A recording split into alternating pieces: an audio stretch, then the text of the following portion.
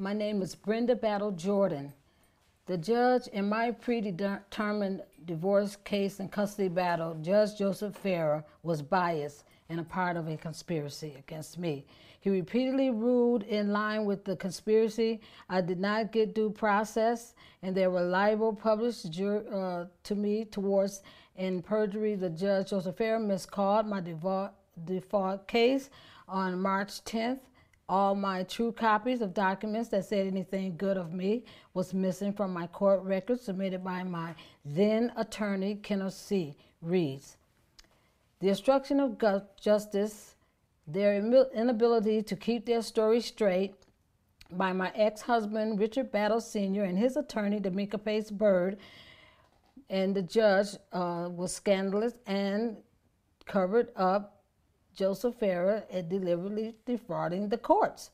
That went on for 3 years. I was facing 20 years to life over a lie that was submitted to the court that I was going to kill my ex-husband and others.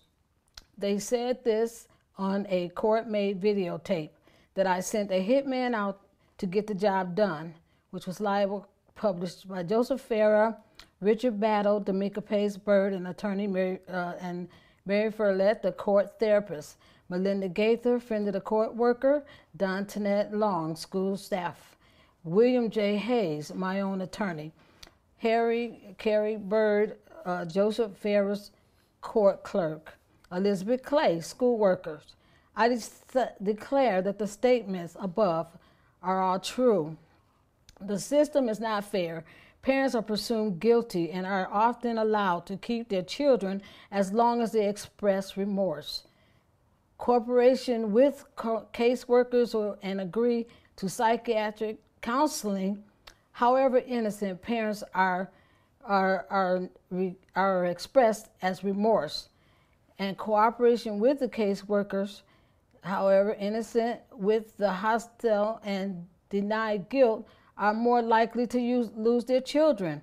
Social workers claim that they are innocent, who obviously are covering guilt.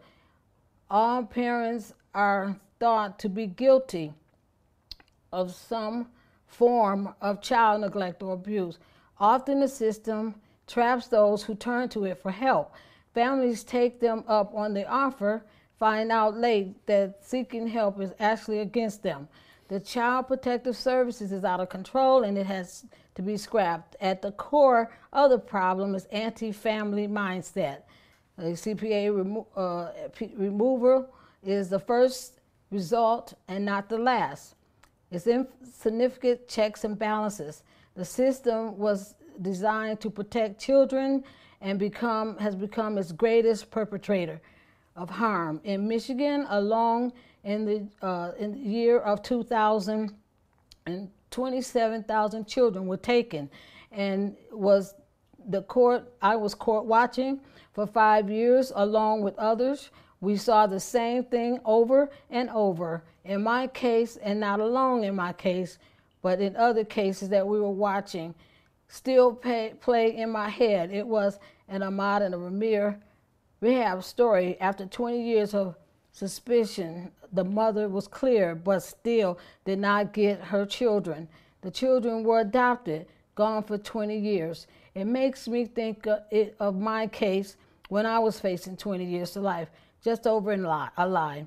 I was going to kill my children, my ex-husband, and others. The Battle versus Battle Jordan case, truth, lies versus liars and perjury, conspiracy case, 2000 to 2004.